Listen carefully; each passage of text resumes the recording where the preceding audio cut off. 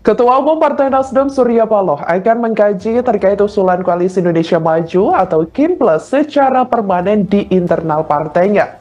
Surya Paloh juga akan membawa usulan itu ke tim khusus di internal partainya, termasuk terkait jangka waktu permanen yang dimaksud.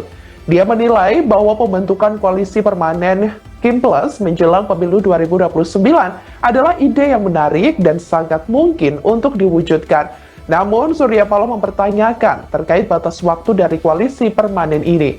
Presiden RI sekaligus Ketua Umum Partai Gerindra Prabowo Subianto sebelumnya mengajak partai anggota Koalisi Indonesia Maju atau KIM Plus untuk membentuk koalisi permanen.